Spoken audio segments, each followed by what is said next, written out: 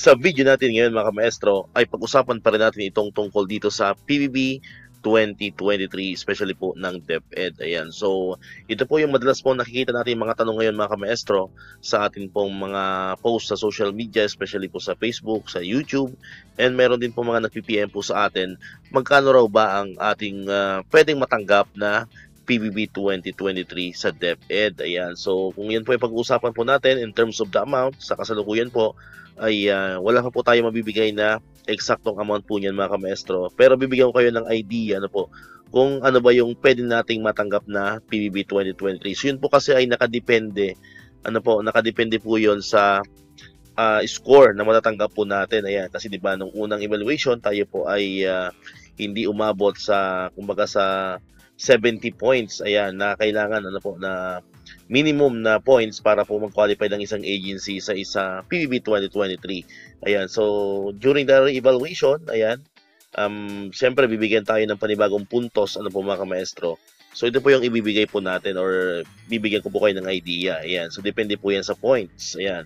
And then bago ko po yan ibigay sa inyo, nagkaroon po ng TWG meeting, supposed to be ngayong araw po yun, September 30. Maghanap po tayo ng mga update tungkol po sa naging TWG meeting po ng PBB Secretariat, pero wala pa po tayong nakikita sa mga legit source po natin. So abangan niyo po sa mga susunod na araw, baka magkaroon na po ng mga updates yan tungkol sa nangyaring technical working group meeting. And sa tingin po kasi natin, during the technical working group meeting na supposed to be nangyari po ngayong araw, September 30, baka napag-usapan na po doon yung amount po ng ating PBB 2023 and at the same time po yung releasing kung kailan. Ayan. So ito po yung expected po na amount po na pwede nating matanggap dito sa ating PBB 2023. Depende po yan sa points, sa panibagong points na ibibigay po sa atin ng PBB Secretariat. Ayan. So sabi ko kanina, ang minimum points na pwedeng makuha para mag-qualified ka at makatanggap ka ng PBB 2023 ay 70. So ito yung po yung pinakamababa, So yung 70 points ang makukuha po yung PBB or makukuha pong PBB ng isang agency is 45.50% of the basic salary. Ayan, yun po yung matatanggap. Kung ang isang agency naman po ay nakakuha ng 75 points, so 48.75% naman po ng kanilang basic salary.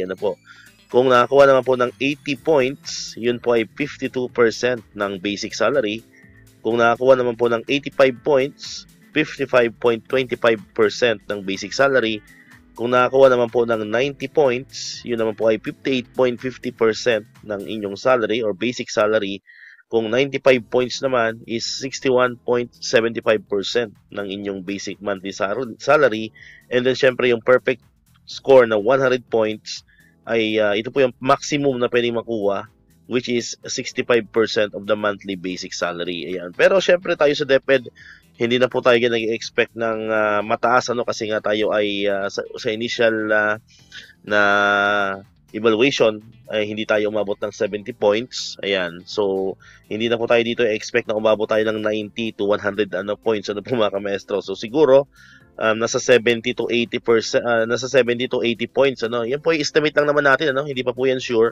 So sa tingin lamang po natin yan, siguro baka nasa 70 to 80 points ang pwede po nating makuha na puntos po mga kamaestro. So yun po ay nagre-range from 45.50% ng ating salary hanggang 52% po ng ating monthly basic salary. So abangan po natin, Abangan po natin ang magiging update po dyan kung ilan ba talaga ang ating pong magiging panibagong total points para po malaman din po natin ang corresponding po na amount noon, ayan, na pwede po nating matanggap para po sa ating PBB 2023. So yan, so abang-abang na po kayo sa channel natin, pag may mga bagong development po tungkol dyan, in terms of the amount ng ating PBB 2023, ay agad-agad po natin yang ibabalita dito sa ating YouTube channel. Alright, so dito ko natatapusin itong ating video ngayon mga kamestro. Kung di ka pa nakakapag-subscribe, click mo na ang subscribe button dyan para ikaw yung unang nakapanood ng mga videos na ina-upload natin. Katulad dito yung mga updates pa rin tungkol sa PBB 2023 and other benefits ng mga teachers and government employees. And syempre, click mo na rin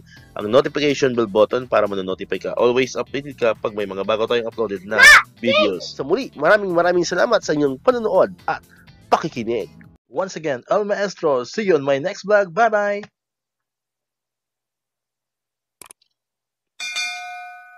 1, 2 2,